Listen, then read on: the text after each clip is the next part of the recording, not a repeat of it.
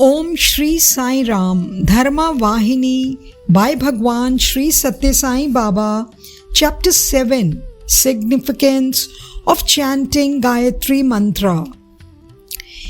Each and every bhuta, or the living and non-living being that is visible around in this cosmos, is a manifestation of Gayatri, or the embodiment of feminine energy which gave birth to the cosmos or life force.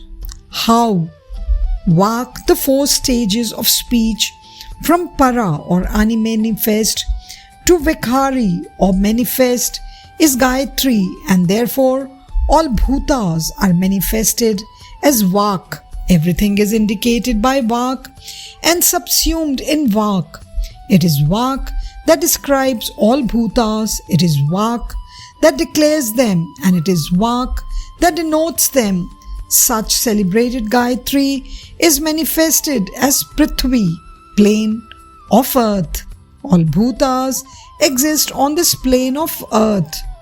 No being can go beyond the Prithvi. The world or Prithvi is the body of Purusha, or supreme being or God, for it contains all pranas or vital forces, and no prana can leap out of it. All pranas are inside his hridaya or heart, and none can move outside and beyond that hridaya. The Gayatri has 4 padams or the quarters and 6 categories. Those 6 categories are Vak or speech, Bhuta or beings, Prithvi or plane of earth, Sharira or body, Hridaya or heart, and Prana or the vital force. Purusha, supreme being, that is extolled by this Gayatri, is indeed very exalted, very sacred, very glorious. All these bhutas are but a fraction of his body. The number and nature, the measure and forms of the bhutas are beyond understanding yet.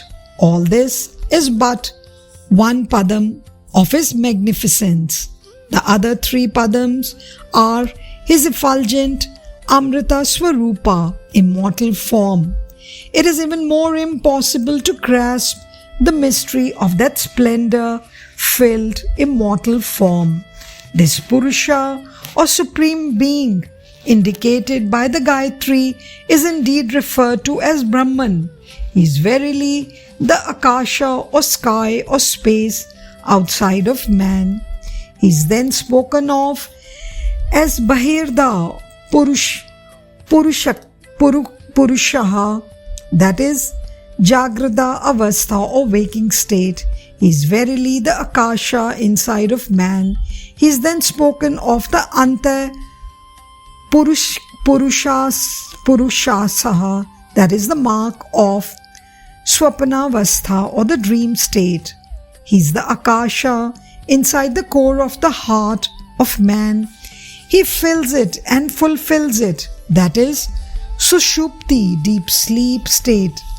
Whoever knows this truth attains fulfillment and Brahman, that is to say, he who knows the 3 states of Jagrata, Swapana and Sushupti, that is wakefulness, dream and deep sleep, is himself Brahman. How ridiculous it is that man known as a divine being who bears the name of this Atma Tattva Swarupada, embodiment of the Atma, should become the repository of apavitrata or unholiness, anachara or the devious or improper behavior, adambara or pomposity, and amkara or egoism. How calamitous, at least for being known even today as a divine being, man should try to practice the path that will endow him with an atom of that glory. Then what to speak of Purusha Dharma? Not even the most diligent search will now reveal a fraction of it, as the rishis or the ancient sages said. Sandhya Hyona Suchir Nitya Manaraka Swarakar Manu Yadanaya Kurute karma na tasya phala bhagya bhavet. That is to say, when the twice born man or Dveja gives up the Sandhya worship, he falls into perdition. So say all the Smritis. Those who neglect the Sandhya worship have no right for any other type of ritual. It is because the sages of ancient times continued to perform the Sandhya worship for many years that they acquired Dirgha Ayu or long life, Vashu or the glory, Kriti, Kirti or fame, Pragyana or wisdom, and Brahma Varchusu or the splendor of divinity. This is mentioned by Manu also. Therefore, from whatever point of view we consider, one who does not meditate on the Gayatri cannot be called as Brahmana. Of course, what is meant by Brahmanas in this context is the man who is the Ansha or the part and parcel of the Atmartha or the Purusha or the Supreme Self, who has realized Brahma Tattvam or the Brahman principle and who has purified himself by the Brahma Upasana or the ceaseless inquiry of Brahman. This has nothing to do with caste and even faith. In particular, those who have inherited the name Brahmana traditionally have to essentially adhere to the Sandhya worship and the Gayatri. What exactly is Sandhya worship?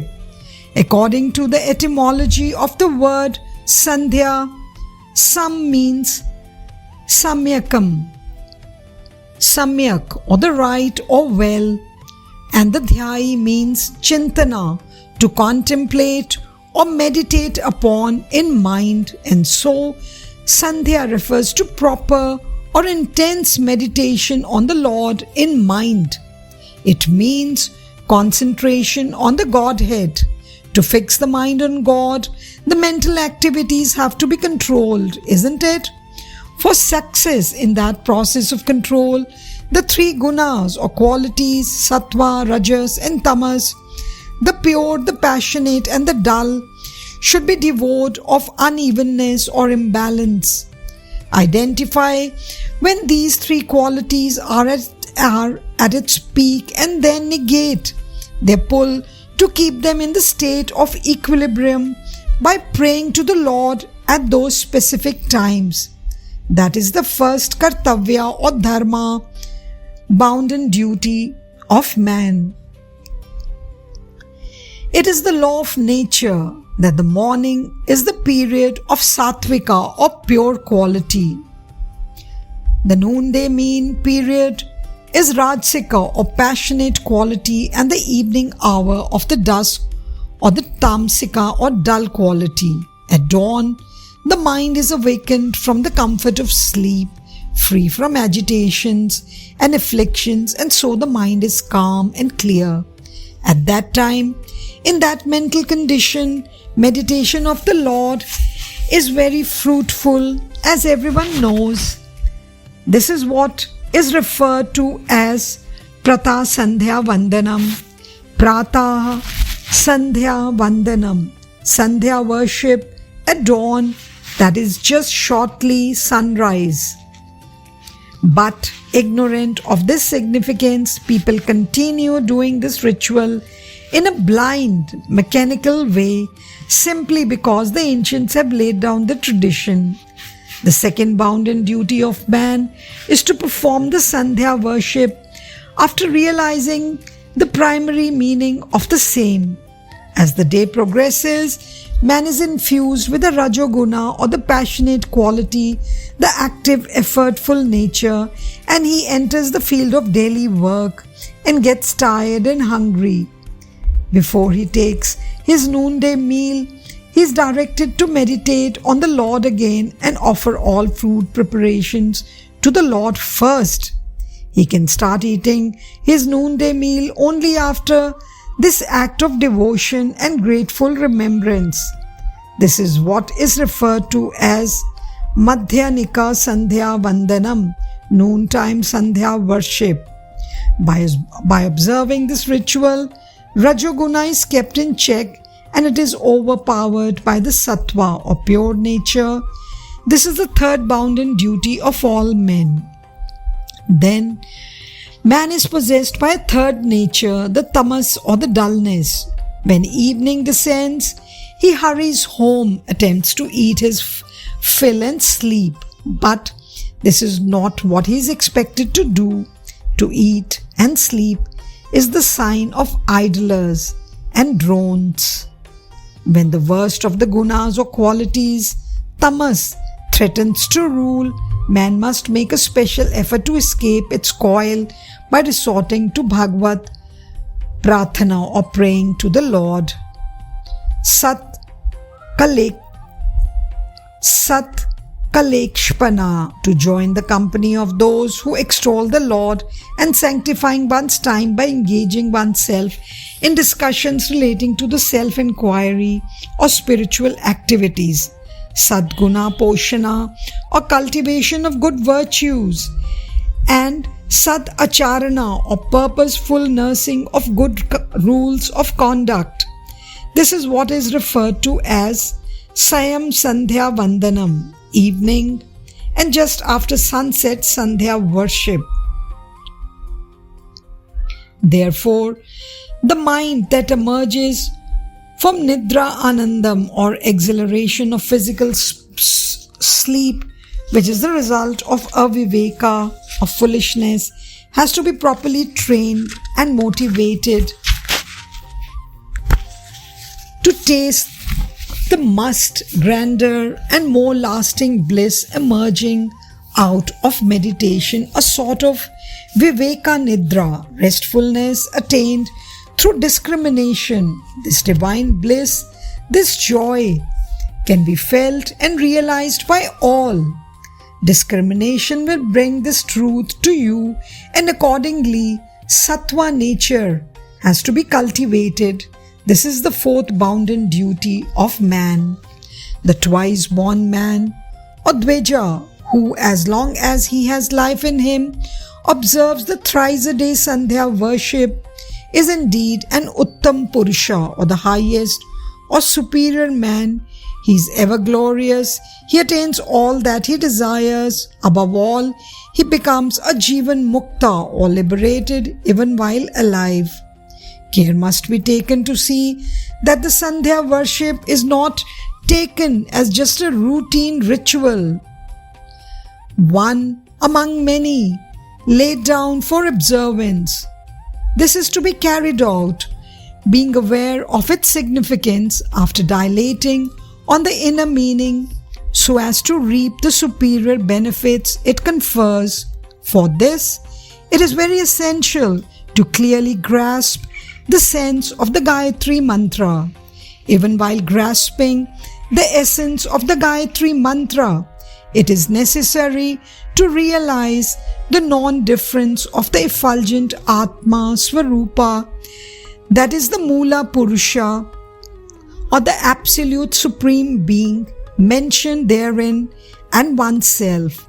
This is another bounden duty of man. It is only those who are ignorant of its meaning that will neglect Gayatri Japa, or the repetition of Gayatri Mantra. This was also emphasized by Manu. He has declared that Gayatri is the very life breath of the Brahmana. In particular, it is not his declaration only, it is the truth. What is more sacred than meditation on the divine effulgence that illumines and feeds the buddhi or the intellect of man? Is there any greater virtue or greater armor than this prayer, which saves the mind from sinward tendencies?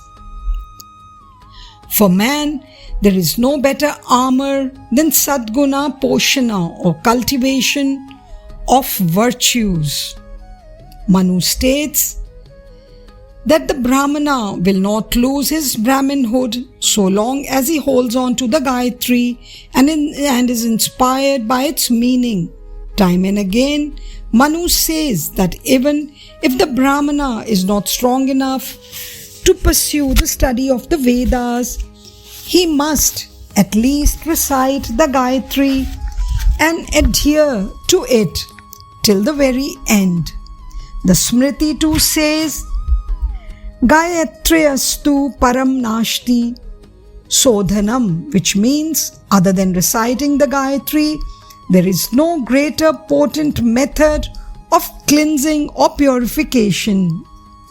Atma Shakti, or the power of the self, can accomplish all the tasks of the world, and since the Gayatri is the Tejonidhi, or the effulgent treasure, which is responsible for the development of Atma Shakti in man, he must resort to Gayatri at the right moment without neglect. To attract that Atma Shakti or Bhavana or the contemplation is very essential. It is very necessary to partake Shuddha Sat Vikare, pure and mild food. It is very necessary to partake Shuddh and Satvik Ahara, or pure and mild food, which is the basis for the growth and development of the body. Is it not? So also the effulgence of the sun, which is the basis for the development of buddhi or intellect, has to be drawn to the level of inner effulgence or atma present inside the body in the form of bhavana or contemplation. Sandhya Akalam, or the time to perform Sandhya worship, is ideal to do such tasks. When Atma Shakti expands, the senses can conduct their functions properly. When it contracts, the senses fail to perform their functions properly. So, if the power of the sun is drawn at those proper times, it will be as that seeds are planted in the appropriate season, the harvest is assured. Can anybody be troubled by darkness and need a lamp when the sun has risen and bathed the earth in splendor? So too, when you are able to draw the power of the sun and infuse yourselves with that effulgence, can you not get the power of the effulgence of Brahman? All these techniques of this process have been laid down by the rishis or the ancient sages for the benefit of all aspirants. Learn and practice it. By your own experience, you will be able to witness the truth of their path. Of what purpose? Of what purpose is that Upanayanam, or the sacred thread, sacrament ceremony, which is the mantra or the hymn or mystic formulae that you are initiated into that day? Why has that mantra alone to be taught then? Why are the other mantras not taught that day? Reflect on these matters and know the true significance. Then you will find that the Gayatri is the superior of all mantras.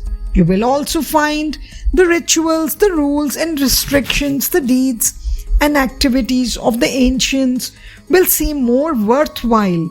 If you do not try to know the significance, you will interpret them as your fancy wanders and land yourselves in false practices and improper conduct, leading to anaya or injustice and adharma or immorality. Well, what is the real meaning of the word Gayatri? Does anyone know about it today? The word is taken to mean as a goddess name, as a mantra and so on. Gayatri is which protects the Gayas, or the Gaya means pranas or the vital force, and they are the indriyas or the senses beginning with vak or speech. Besides, it is said, Gayantam Trayate Yashmada Gayatri Tena Kathyat. That is to say, that which protects those who chant it It is this sacred mantra that transformed Raja Rishis or the sages of the royal descent like Vishwamitra into Brahma Rishis, sages who are equivalent to Brahman. Gayatri is the bestower of all Vidya or the sacred knowledge or scholarship and is master or leader of all kinds of mystic formulae. Such a Gayatri, known as Veda Mata, Mother of the Veda, protects and confers all boons on all those who worship her. That goddess Gayatri is described in glorious terms in the Brahmanas, ancient explanatory texts on the mantras of Vedas, and in Dharma Sutras, several manuals of human conduct. If you understand these clearly, you can realize it unaided. Such dharmas, with such deep mysteries imbued in them, are today rationalized and interpreted willfully in various paltry senses. That is the reason why there is dharma galani, or the decline in the practice of dharma.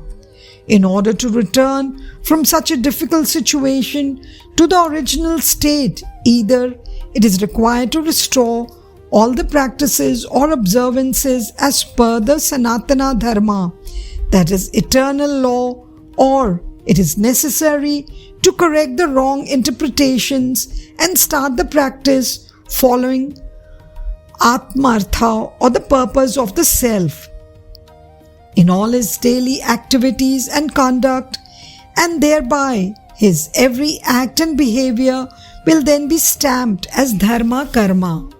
Jai Sai Ram. Saishwaraya vidmahe Satya Devaya dhimahi Tanna sarva prachodayat. Om Saishwaraya vidmahe Satya Devaya dhimahi Tanna sarva prachodayat. Om Saishwaraya vidmahe Satya Devaya dhimahi Tanna sarva prachodayat. Om